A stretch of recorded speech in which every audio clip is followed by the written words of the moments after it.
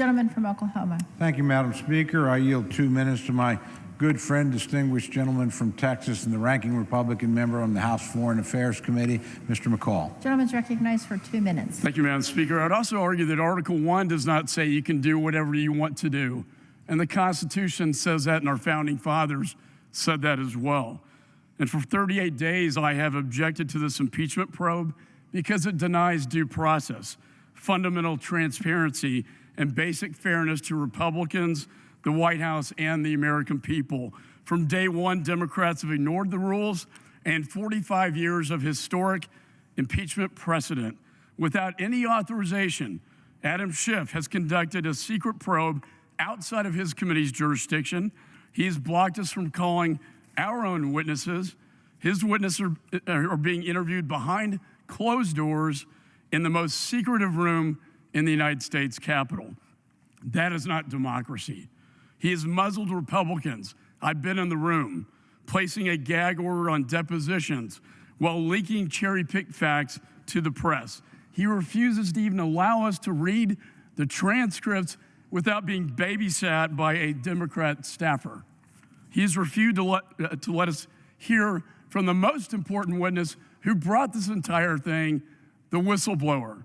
He has barred White House counsel from any participation. And now, 38 days into the Democrats' rush to impeachment, Speaker Pelosi claims she wants to establish rules and transparency. You cannot make your game fair by allowing the opposing team onto the field at the 2-minute warning. The bipartisan precedents from Nixon and Clinton still must be followed, and they are not being followed under this resolution. The White House counsel remains shut out of this process. This is unacceptable. Only 3 times in our nation's history has Congress exercised its grave power of impeachment. Our founding fathers in Federalist Papers number 65, Alexander Hamilton warned us of abusing this power because they saw a future Congress abusing it. Gentleman, an additional 15 seconds to close, Madam Speaker. They foresaw a Congress at one point in history abusing this process for partisan political gain. So instead of overturning an entire election with a partisan weapon, we should just allow the American people to vote. Gentleman's time's expired. That, Gentleman from Massachusetts. Madam Speaker, I am proud to yield 1 minute to the gentlewoman from California, a distinguished member of the Rules Committee, Ms. Torres. Gentlelady is recognized for 1 minute.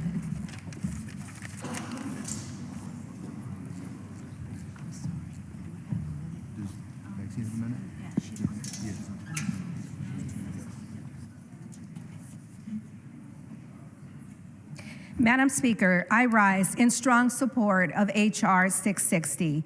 Impeachment is not something that we take lightly. But when the president endangers our national security, he gives us no other choice. We now know from Trump's own call record that he pressured a foreign government to interfere in our elections and investigate his political opponent. We now know that Trump's potentially sought to apply leverage on Ukraine. First, with a coveted White House meeting. Second, by withholding security assistance to fend off Russian aggression. Today's resolution allows us to present these facts in a clear, professional, and fair way. I urge passage of H.R. 660 so the American people can too learn the truth, and I yield back. Gentleman from Oklahoma. Thank you very much, Madam Speaker. I yield 30 seconds to my good friend, distinguished gentleman from Arizona, Mr. Biggs. Gentleman's recognized for 30 seconds. Thank you. I've heard today how much my colleagues on the other side wish to make this an open, transparent process, and this is for we the people. And I would really like to believe that. And yet, after they introduce the resolution, they have another week's full of hearings behind closed doors, and they schedule another week's full of hearings behind closed doors. If this is about transparency, then open it up. If you want the American people to see it, open it up. Give members access to the transcripts. Let the media into the room. Let us participate. If failing to do so, denies transparency, Two, six. gives the lie to what you're saying. Mr. Speaker, I'm proud to yield 1 minute to the gentleman from California, a distinguished member of the Rules Committee, Mr. DeSaulnier. Gentleman's recognized for 1 minute. Thank you, Madam Speaker. I rise in strong support of this resolution. From the very start of this inquiry, the White House has obstructed the House of Representatives. The White House has completely ignored duly authorized subpoenas and has tried to prevent witnesses from testifying. The White House has also directed other agencies to do the same. The Department of State, Department of Energy, Department of Defense, the Office of Management and Budget, all have refused to produce a single document in response to valid subpoenas. This is an unprecedented cover-up, and the White House and its defenders in Congress have tried to justify it with baseless procedural claims that contradict the Constitution and historical precedent. History will judge us all. After today, there are no more excuses for those who want to focus on process instead of substance. After today, there are no more excuses for those who want to ignore the facts and instead defending the Constitution. And there are no more excuses for those who turn a blind eye while the president pressures foreign actors to interfere Gentleman with from our democracy. Oklahoma.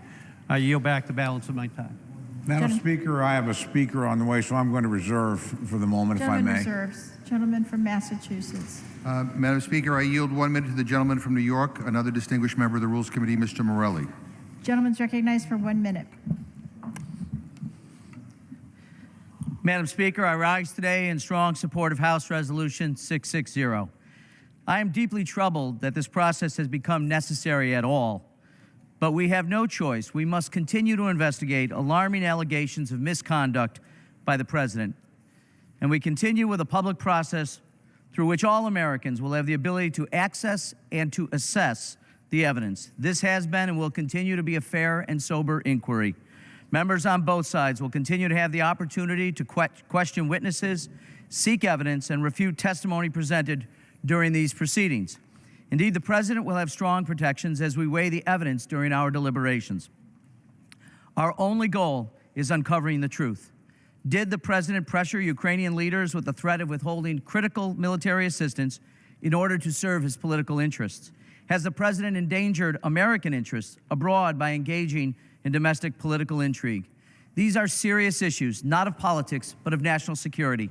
This inquiry is our solemn obligation, but it is our obligation nonetheless. I urge my colleagues to join me in supporting this resolution so we uphold our oath to the Constitution and preserve a transparent process on behalf of our Gentleman from republic Oklahoma. and the Thank you citizens. very much, Madam Speaker. I yield 3 minutes to the distinguished whip of the House Republican Conference, my good friend from Louisiana, Mr. Scalise.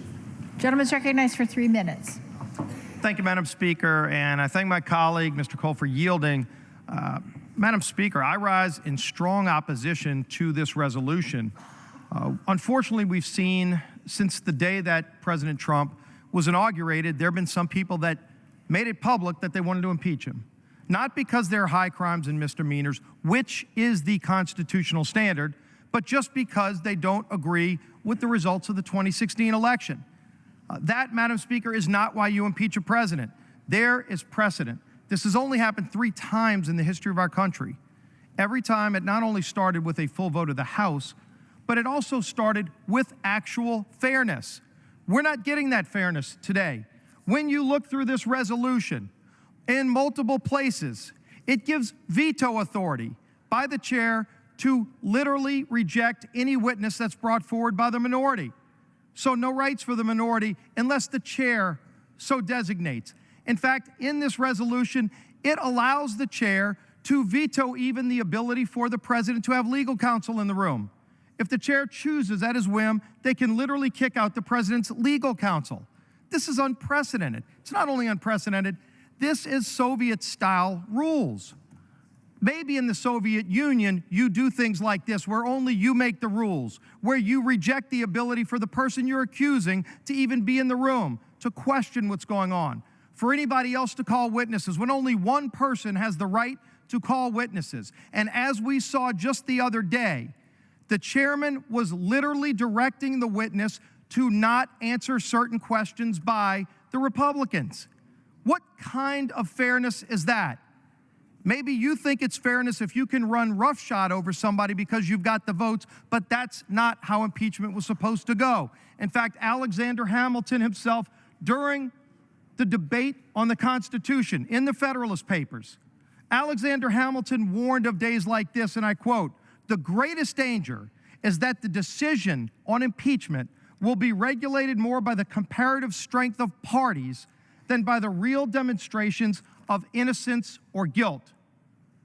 Alexander Hamilton warned about days like today. This is not what we should be doing. Clearly, when you ask the American people who know that they're paying higher drug prices, and they see that there's legislation, bipartisan legislation to lower drug prices, that won't come to this floor because of the infatuation with impeachment. We don't even have a bill to formally pay our troops and make sure they have the tools they need to defend this country because there's such an infatuation with impeachment.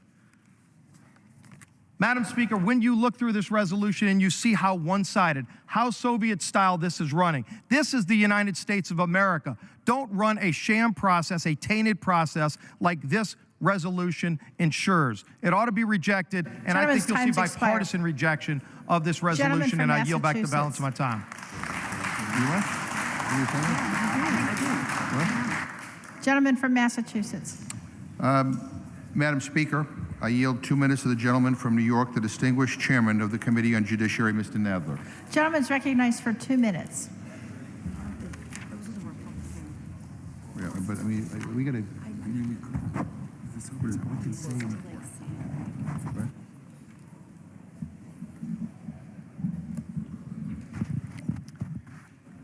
Thank you, Madam Speaker.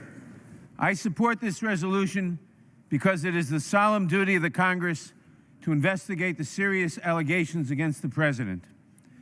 I support this resolution because it is indefensible for any official to demand that an ally, one depending on our support in an existential struggle with Russia, investigate his or her political adversaries. I support this resolution because no person, Republican or Democrat, should be permitted to jeopardize America's security and reputation for self-serving political purposes. I support this resolution because if after a fair and thorough inquiry, the allegations against President Trump are found to be true, they would represent a profound offense against the Constitution and the people of this country. I support this resolution because I believe it is the duty of this House to vindicate the Constitution and to make it crystal clear to future presidents that such conduct, if proven, is an affront to the great public trust placed in him or her. I support this resolution not because I want the allegations to be true, they sadden me deeply, but because if they are true, the Constitution demands that we take action. I support this resolution because it lays the groundwork for open hearings. The House and the American public must see all of the evidence for themselves.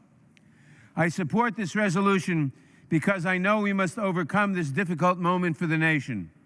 This resolution is necessary to ensure that our constitutional order remains intact for future generations. I support this resolution because we have no choice. I yield back. Gentleman yields back. Gentleman from Oklahoma. Thank you, Madam Speaker. I am going to reserve my time as we're waiting for a speaker or two to come. Gentleman reserves. Gentleman from Massachusetts. Madam Speaker, I am proud to yield 2 minutes to the gentleman from New York, the distinguished chairman of the Committee on Foreign Affairs, Mr. Engel. Gentleman's recognized for 2 minutes. Yeah, I think we start with this, but not say it. Yeah. Yeah, I think you start with this.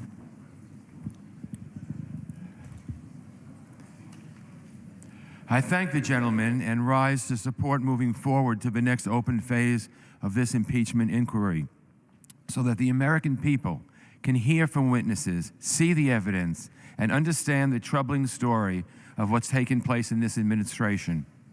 As chairman of the Foreign Affairs Committee, my priorities are supporting American diplomats and diplomacy, working with partners and allies, and ensuring that our foreign policy advances America's interests. This administration has unfortunately undermined all those priorities since its first day. But in the last month, we've learned more and more about just how deep this goes. The facts are clear. The White House launched a shadow foreign policy that circumvented and undermined our normal diplomatic channels. A distinguished career ambassador was publicly smeared and pushed aside. Critical military aid for Ukraine, a valued partner locked in a life or death struggle against Russia, was blocked. That the goal, not some foreign policy priority, not an effort to make our country safer or stronger, quite the opposite, as delaying these resources hurt Ukraine and directly benefited Vladimir Putin. Why then? To pressure a foreign government to interfere in our 2020 elections. It's what the framers feared most. The president's own words say it best from the record of the call with President Zelensky as he sought the tools to push back against Russia. Mr. Trump's answer, "I'd like you to do us a favor, though."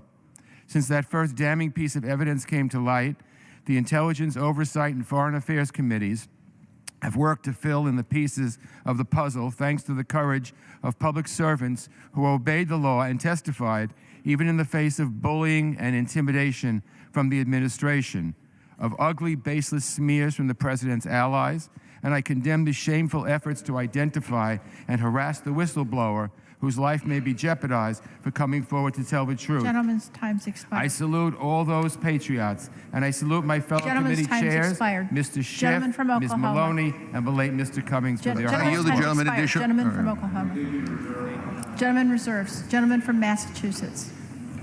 Madam Speaker, I yield 1 minute to the gentlewoman from California, the distinguished chairwoman of the Committee on Financial Services, Ms. Waters. Gentlelady is recognized for 1 minute. Am I doing this? Thank you, Chairman McGovern. I rise in support of H-Red 660 and the process that's set forth within by which the impeachment inquiry will continue to be conducted. To be clear, contrary to what these desperate Republicans have claimed, the Constitution imposes no requirement that a procedural resolution such as H-Red 660 be voted on by the House. Claiming otherwise is but a fabrication meant to distract from the mountain of growing evidence that demonstrates this president abused his power for personal benefit. However, while not necessary, this resolution provides for impartial procedures similar to those used during the past impeachment proceedings. Because Republicans requested a formal procedural vote, I expect nothing less than their full support for H-Red 660.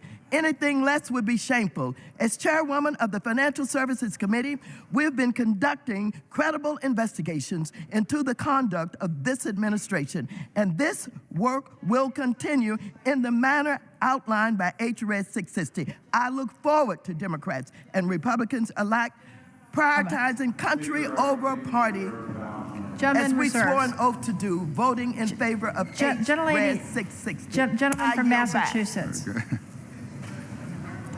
Gentleman from Massachusetts is recognized. Madam Speaker, I yield 1 minute to the gentleman from California, Mr. Swalwell. Gentleman's recognized for 1 minute. I would like you to do us a favor, though. President Trump said those 10 words on July 25 to Ukraine's president before asking the Ukrainian president to investigate a potential political opponent. For the past month, the Intelligence Committee has led an investigation into what happened around that phone call. In this early investigative stage, we have heard powerful corroborating evidence that President Trump led an extortion shakedown scheme over the Ukrainians, leveraging $391 million of taxpayer dollars to have a foreign power assist him in his upcoming campaign. Just as powerful as the evidence we heard is the courage of the people who have come forward to provide it, defying lawless White House orders to obstruct and instead adhering to lawful congressional subpoenas. The evidence, however, is not a conclusion. At this stage, we must move now to a public process with due process protections for the president to secure and test that evidence. When our founders designed the Constitution, they considered a lawless president and how to hold that person accountable. James Madison said the Constitution needed a provision for defending the community against lawlessness. Gentleman's time's expired. Now we must solemnly Gentleman's embark time's upon this journey. expired. I yield back. Members are reminded to refrain from engaging in personalities towards the president. Gentleman from Oklahoma. Thank you, Madam Speaker. I'd like to inquire from my friend if he has additional speakers. We do. I yield 30 seconds to the gentleman from Colorado. The gentleman was. In that case, Madam Speaker, I'll reserve my time. Thank you. Gentleman reserves. Gentleman from Massachusetts. Happy to yield 30 seconds to the gentleman from Colorado, Mr. Neguse. Gentleman's recognized for 30 seconds.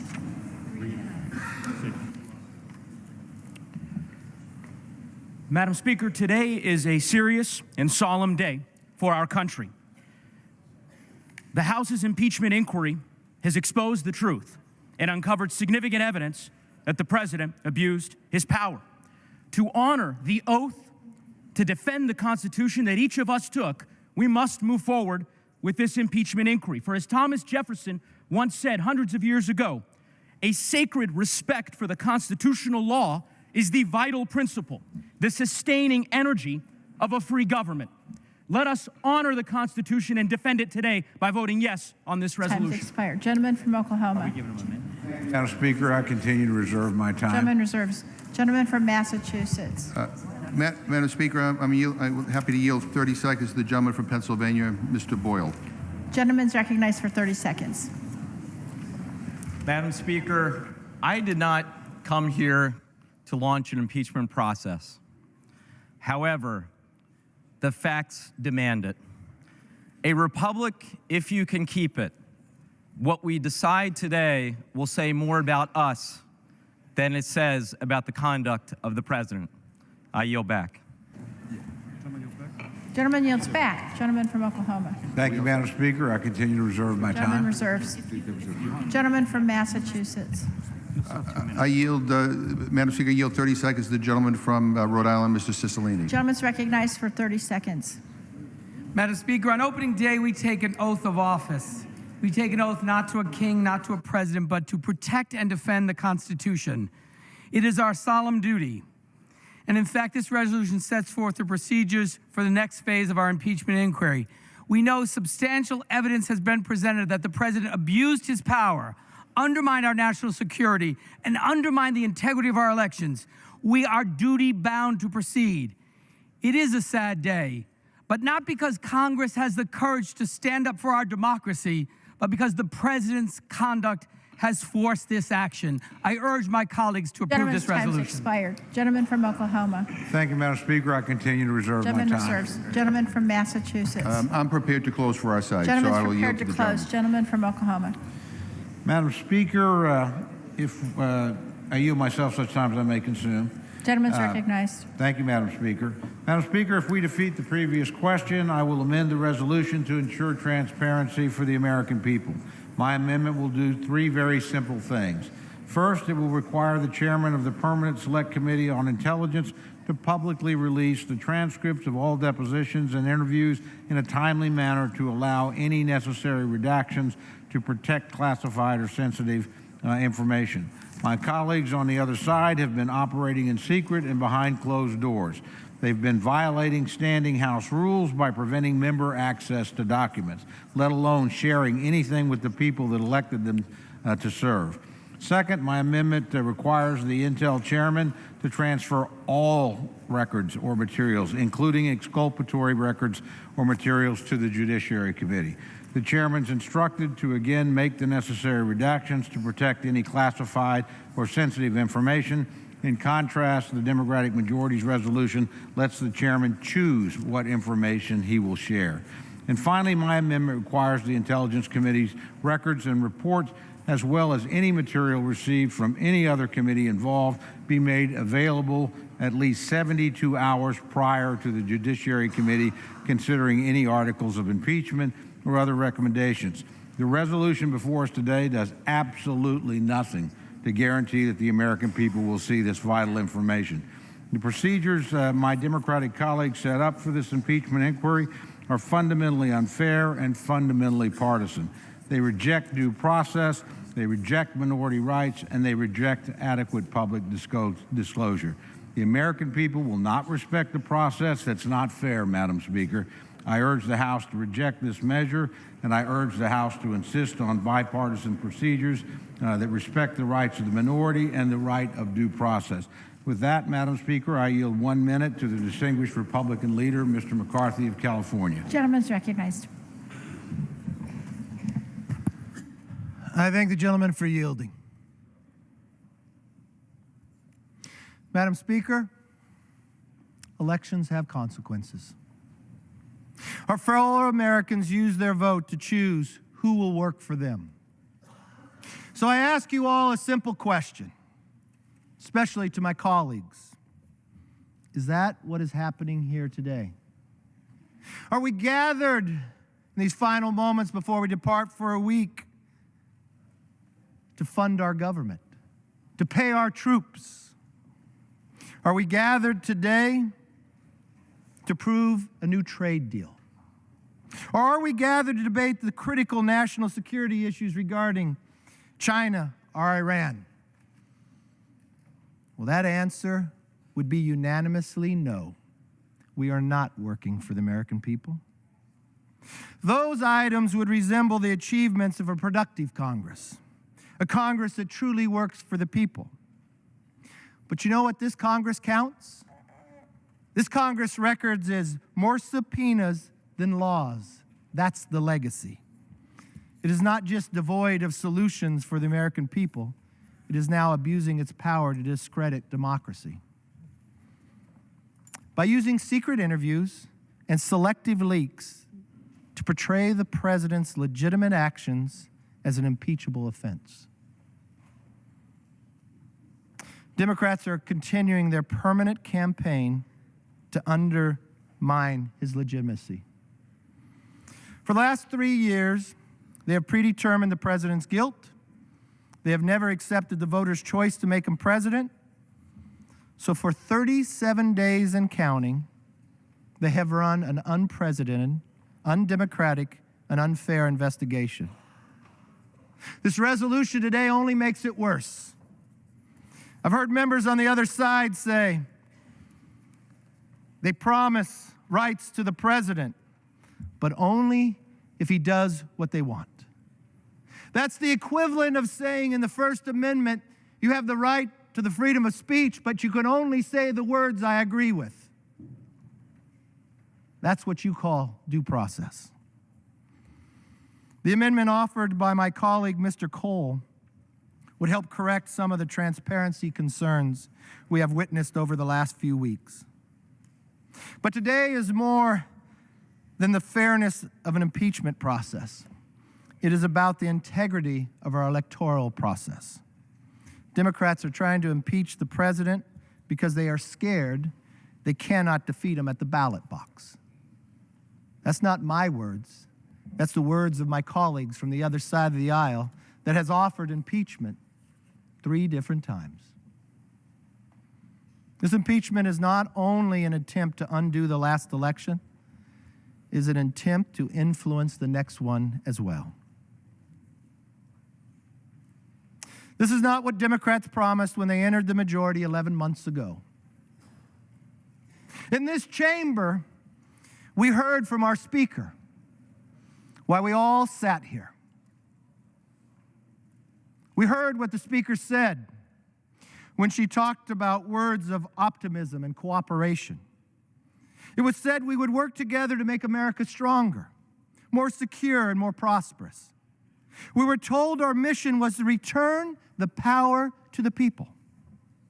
In fact, our new colleagues on the other side of the aisle were sent to Washington with a mandate to do just that. So what's happening? Nothing like that today. Not long ago, Democrats recognized that a partisan impeachment would put politics over people and harm our nation. That exact same speaker that talked about cooperation, that talked about and promised the American people that they would be different. They would be different if you trusted you with the majority. You have failed in that promise.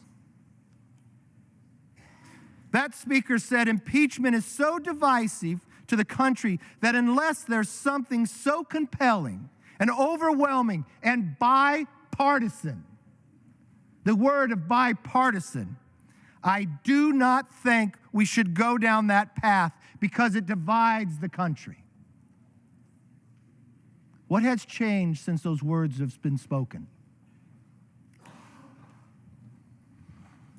Alexander Hamilton wrote, "There will always be the greatest danger that the decision to use the impeachment power would be driven by partisan animosity instead of real demonstrations of innocence or guilt.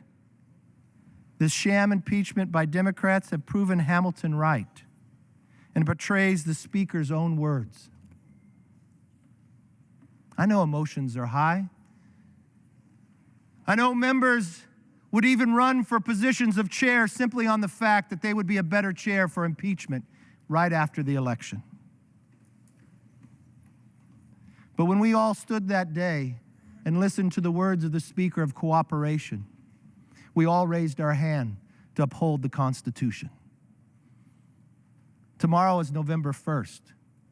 We're 1 year away from an election, not just for this House, but for the highest office of presidency. Why do you not trust the people? Why do you not allow the people to have a voice? Why, in a process that America lends their voice to all of us, that you deny us to speak for them? Is animosity risen that high? Is Hamilton proven correct again? There is a moment and time that you should rise to the occasion. This is that moment. This is the moment that history will write. History will ask you, when you cast this vote, when you cast a vote to justify something that has gone on behind closed doors, I want you to ask the historian and answer the question, what do you know that happened there? Have you read anything that took place that you just justified? What do you believe the definition of due process is? What do you think the First Amendment is? Do you have the right to have a voice, or only the words that you agree with? You may get elected in a primary, but in a general election, you're elected to represent the people of America, not to deny their voice. This House is so much better than what is transforming today. I believe everyone who runs for this office runs to solve a problem. But when you go back to the American public with the achievement of more subpoenas than laws, that is not why you ran. That is not why we are here. And that's why I agree with my colleague, Mr. Cole, that believes in the power of the people, people before politics, that we believe and know we can do better, that we believe the Speaker when she said about cooperation. We believed her when she said if you trusted them with the majority, they would be different. I guess it's only fitting you take this vote on Halloween. I yield back.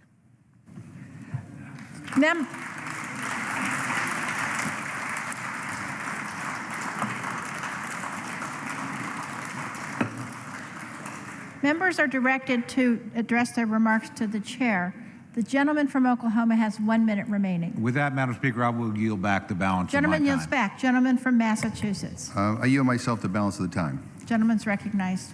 Madam Speaker, let me assure the distinguished minority leader that this Democratic majority can legislate and also fulfill our constitutional responsibilities to hold this president to account, because it is our job. We took an oath to do that.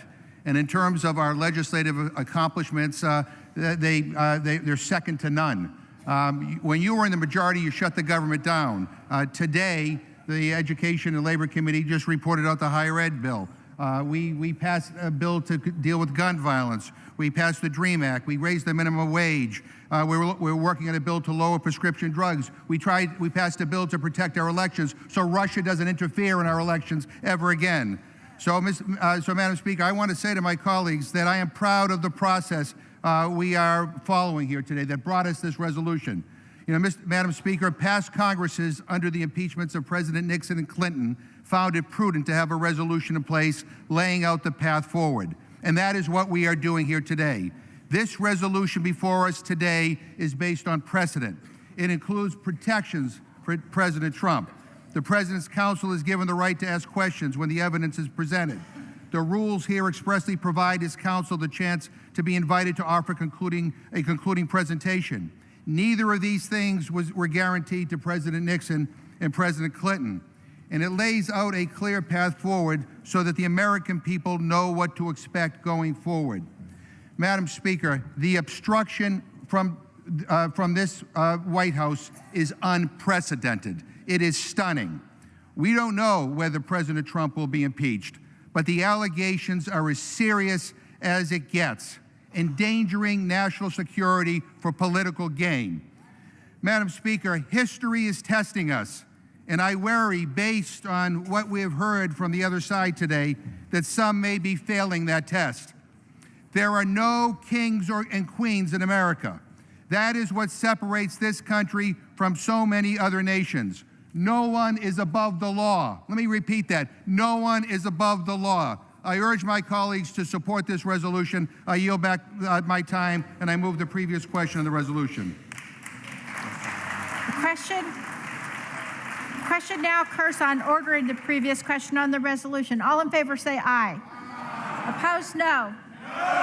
The opinion of the chair, the ayes have it. Madam Speaker, Gentleman from Oklahoma. on that I would request the yeas and nays. The yeas and nays are requested. Those favoring a vote by the yeas and nays will rise.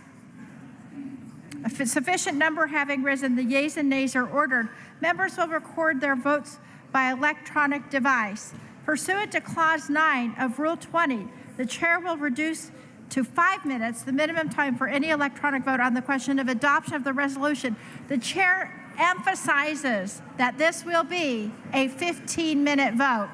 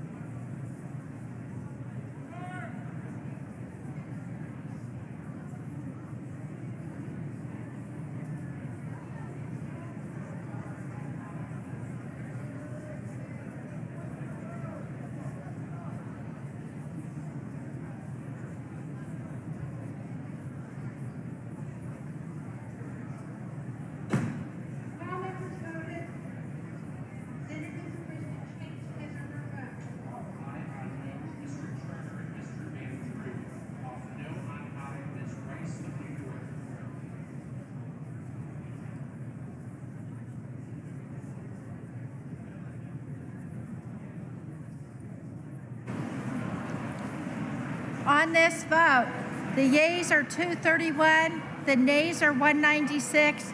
The previous question is ordered.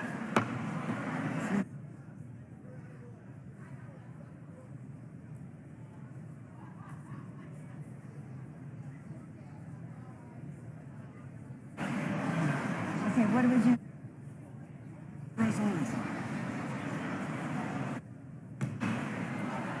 The question is on the adoption of the resolution. Those in favor, please say aye. Aye. Those opposed, say no. No. Opinion of the chair, the ayes have it. Madam Speaker, Resolution is adopted. Madam Speaker, on that I would request the yeas and nays. Yeas and nays are requested. Those favoring a vote by the yeas and nays will rise. A sufficient number have arisen. The yeas and nays are ordered. Members will record their votes by electronic device. This is a 5-minute vote, colleagues, a 5-minute vote. Why are we doing?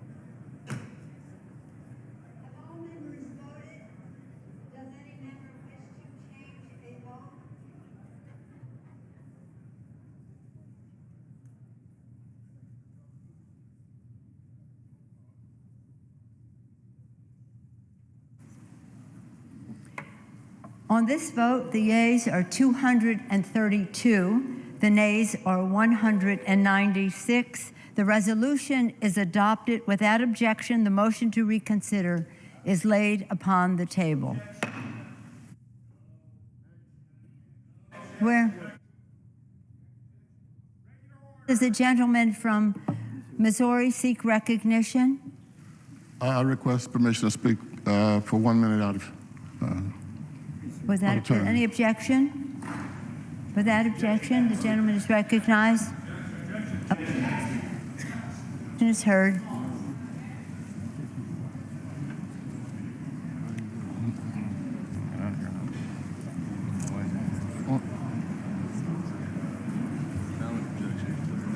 I don't want to say it.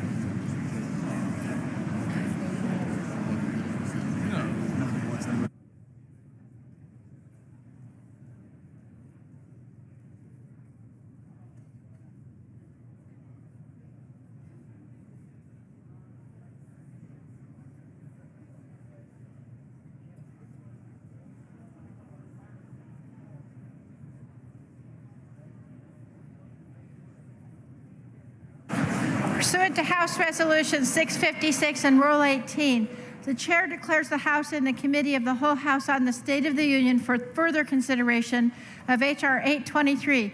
Will the gentleman from California, Mr. Aguilar, kindly take the chair?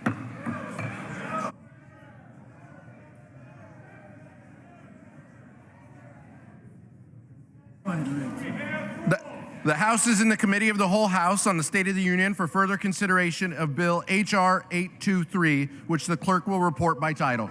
A bill to provide for the designation of certain wilderness areas, recreation management areas, and conservation areas in the state of Colorado and for other purposes. Rose, Wednesday, October 30th, a request for a recorded vote on Amendment Number 6, printed in Part B of House Report 116-264, offered by the gentleman from Colorado, Mr. Crow, had been postponed. What now? Pursuant to Clause 6 of Rule 18, proceedings will now resume in Part B of House Report 116-264, on which further proceedings were postponed in the following order. Amendment Number 1 by Mr. Curtis of Utah. Amendment Number 5 by Mr. Tipton of Colorado. Amendment Number 6 by Mr. Crow of Colorado. The unfinished business is the request for a recorded vote on Amendment Number 1, printed in Part B of House Report 116-264 by the gentleman from Utah, Mr. Curtis, on which further proceedings were postponed and on which the noes prevailed by a voice vote. The clerk will redesignate the amendment. Amendment Number 1, printed in Part B of House Report Number 116-264, offered by Mr. Curtis of Utah. A recorded vote has been requested. Those in support of the request for a recorded vote will rise and be counted. A sufficient number having risen, a recorded vote is ordered. Members will record their votes by electronic device. This will be a 2-minute vote.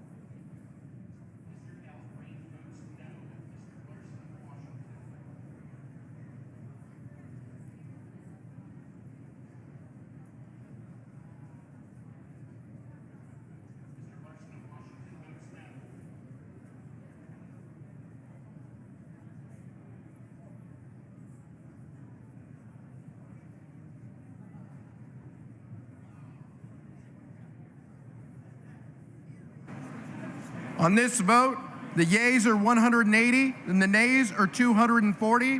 The amendment is not adopted. The unfinished business is the request for a recorded vote on amendment number 5, printed in Part B of House Report 116-264 by the gentleman from Colorado, Mr. Tipton, on which further proceedings were postponed and on which the nays prevailed by a voice vote. The clerk will redesignate the amendment. Amendment number 5, printed in Part B of House Report number 116-264, offered by Mr. Tipton of Colorado. A recorded vote has been requested. Those in support of a request for a recorded vote will rise and be counted. A sufficient number having risen, a recorded vote is ordered. Members will record their votes by electronic device. This is a 2-minute vote.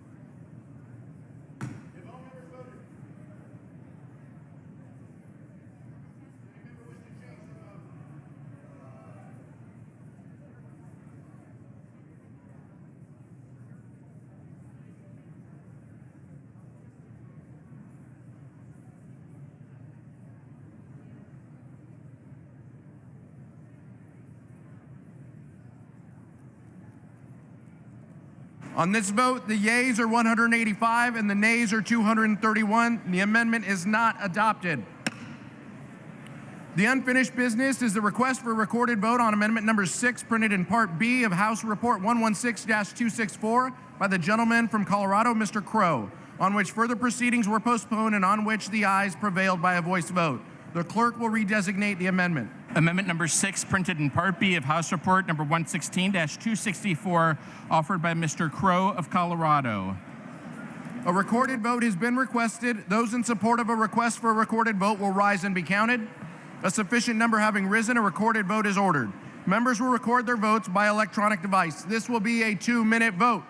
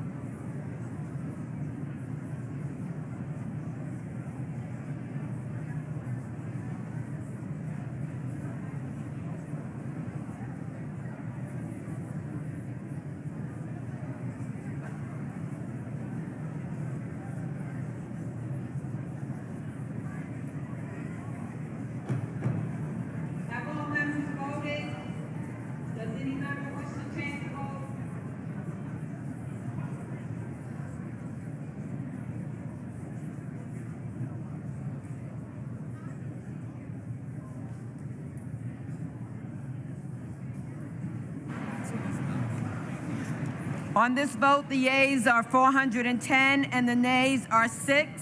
This amendment is adopted.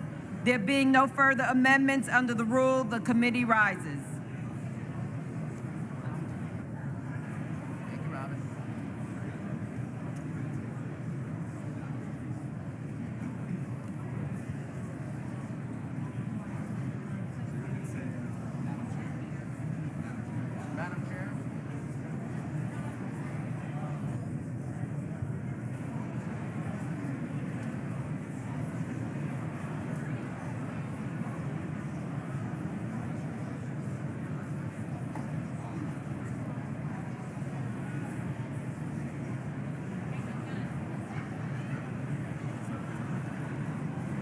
The chair of the Committee of the Whole House on the State of the Union reports that the committee has under consideration the bill H.R. 823 and pursuant to House Resolution 656 reports the bill as amended by that resolution back to the House with sundry further amendments adopted in the Committee of the Whole.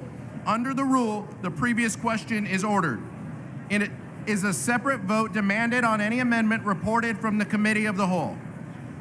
If not, the chair will put them in gross. The question is on adoption of the amendments. Those in favor say aye. Those opposed, no. The ayes have it. The amendments are agreed to. Gentleman from Maryland.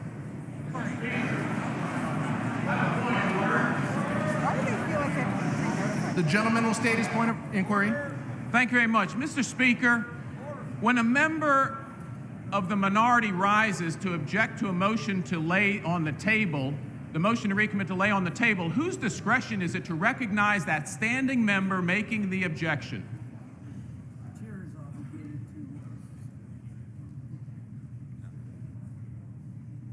Not making a proper parliamentary I have inquiry. a parliamentary inquiry. Seek to record it. I seek a recorded parliamentary inquiry. The gentleman will state his inquiry. Mr. Speaker, when a member of the minority party rises to object to the motion to lay on the table, not to reconsider a resolution, whose discretion is it to recognize that standing member making the objection? Is engaged in debate. The gentleman is not recognized. Mr. Speaker, that is a parliamentary inquiry. That is absolutely a parliamentary inquiry. Does it seek a recorded vote? Mr. Speaker, I make a parliamentary inquiry. Will state his inquiry. Under the rules, when a member of the minority party rises to object to the motion to lay on the table the reconsideration of a resolution, under the rules, whose obligation is it, or at whose discretion is that member recognized? Under the rules. Is not stating an inquiry pending the proceedings. Oh. Pending what? Regarding the pending proceedings. Mr. Speaker, I make a parliamentary inquiry. Does the gentleman seek a recorded vote? I make a parliamentary inquiry. His inquiry. At this stage of House deliberations, what options do we have to reconsider the amendments that are to consider the vote on the amendments on this bill?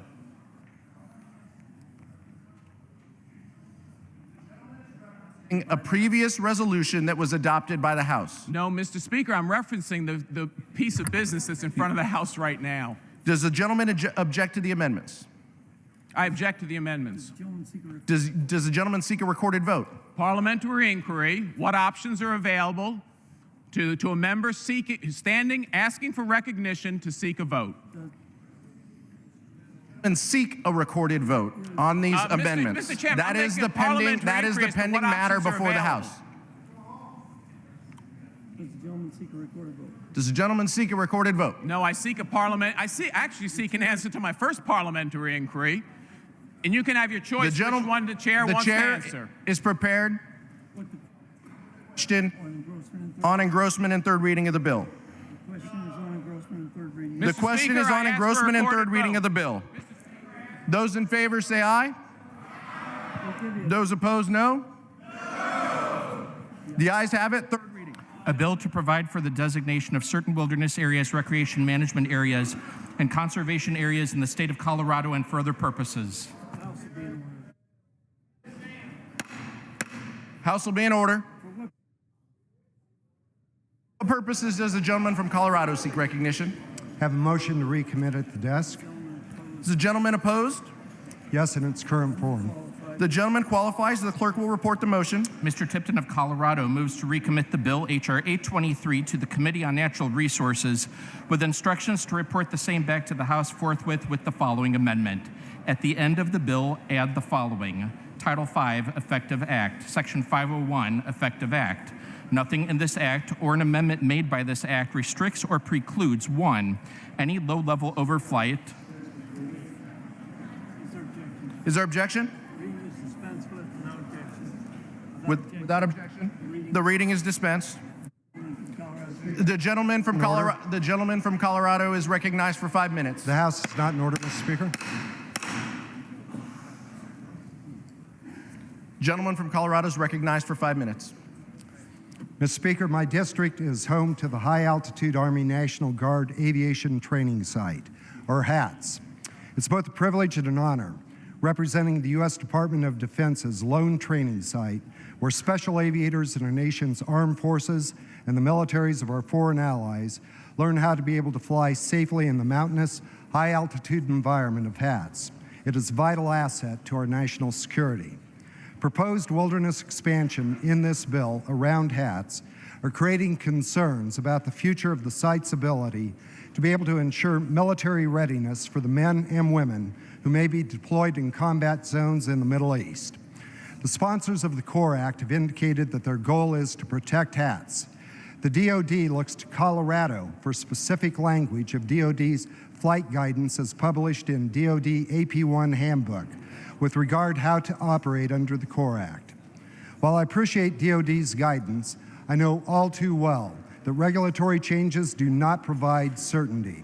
We cannot risk the guidance being overturned by future administrations. So in conversations with DoD, I've asked if they had any objections to the Colorado language as laid out in the AP1 Handbook being codified. Subsequently, in direct correspondence with my office on both May 13th and June 4th of this year, DoD both times stated no objection to the codification. The only way to be able to provide certainty for HATS is to ensure the implementation of the Colorado guidance by codifying that in this bill. So what is that guidance? Current law requires DoD aircraft to be able to fly at a minimum of 2,000 feet above designated wilderness areas. However, in Colorado, the terrain conditions make maintaining a 2,000-foot minimum altitude challenging and dangerous. The Colorado guidance indicates that if oxygen requirements, icing levels, engine power limitations, cloud clearance, or turbulence prevent DoD air crews from meeting the 2,000-foot requirement, the aircrafts are authorized to be able to deviate from the requirements to safely transit the wilderness areas. You can see clearly why it is important that the CORE Act includes provisions to be able to codify the Colorado guidance.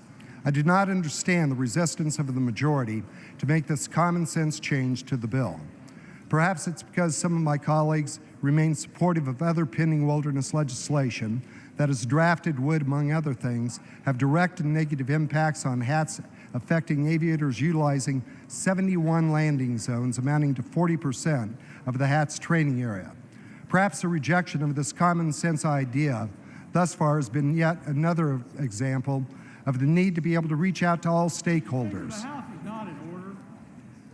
Gentlemen will suspend.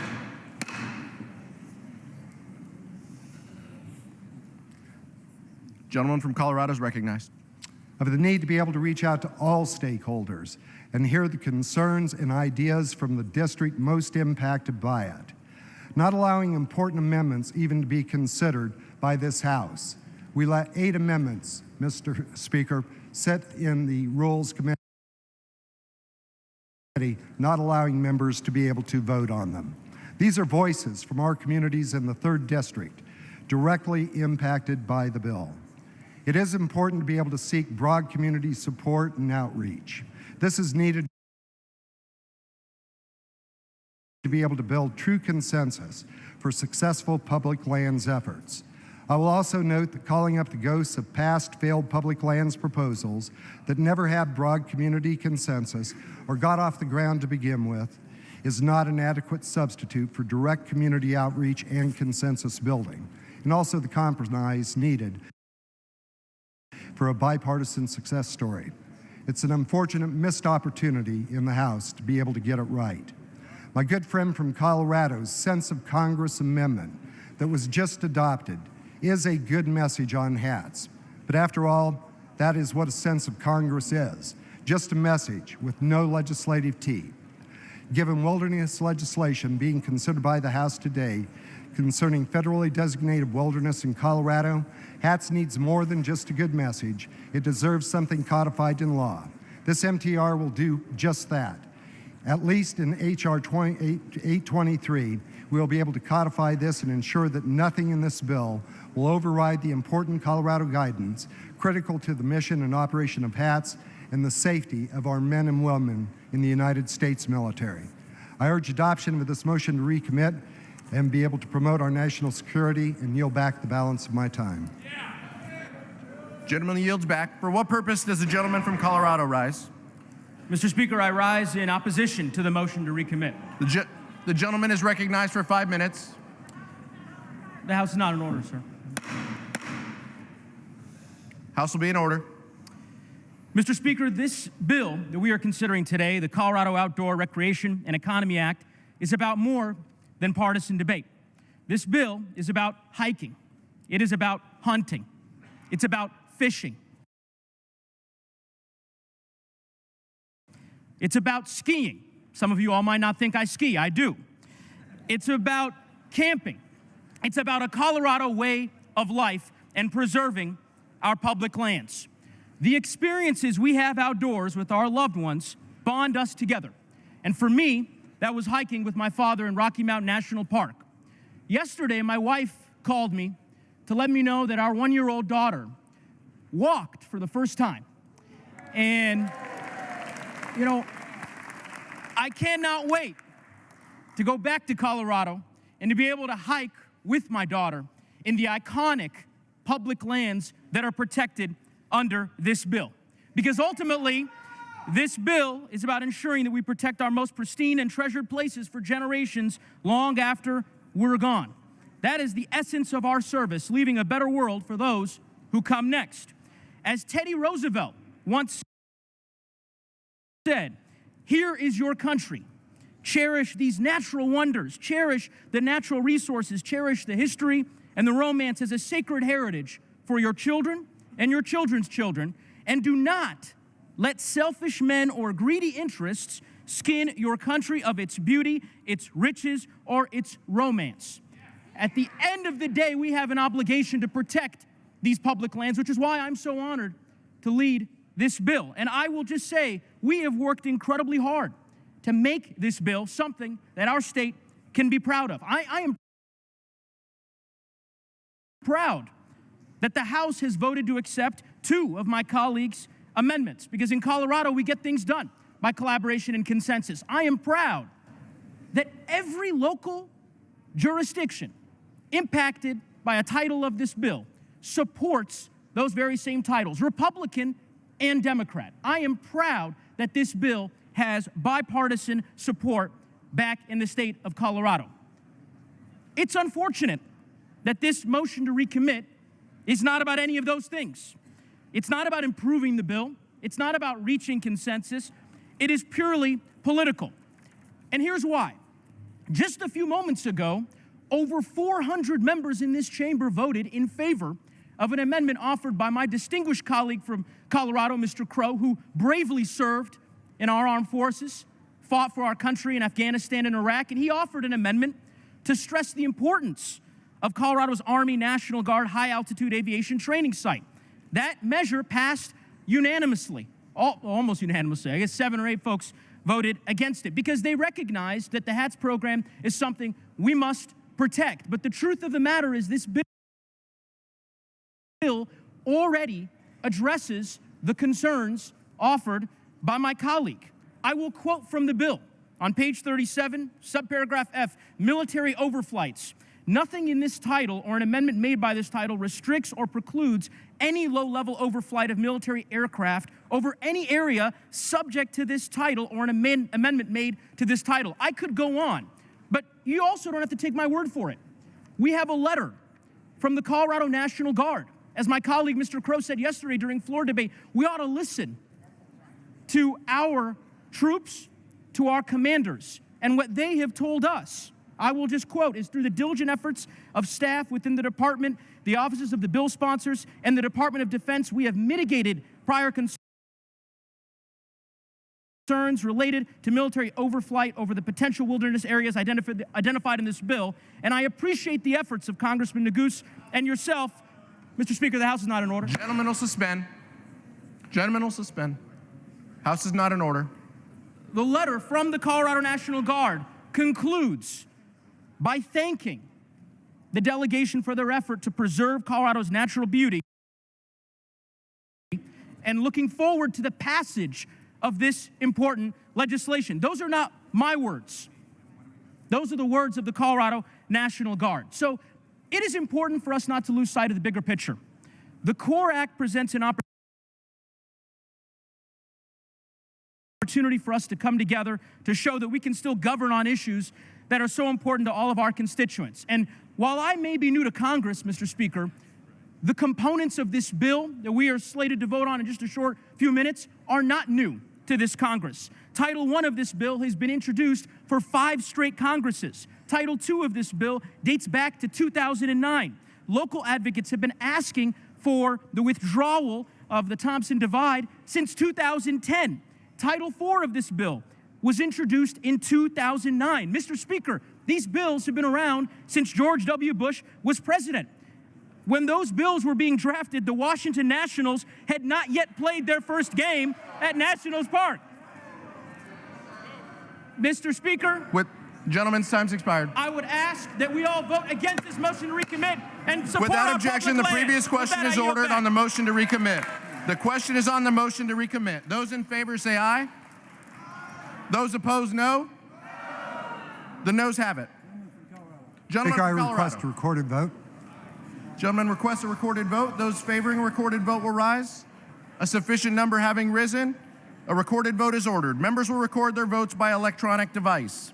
Pursuant to Clause 9 of Rule 20, the chair will reduce to 5 minutes the minimum time for any electronic vote on the question of the passage. This is a 5-minute vote.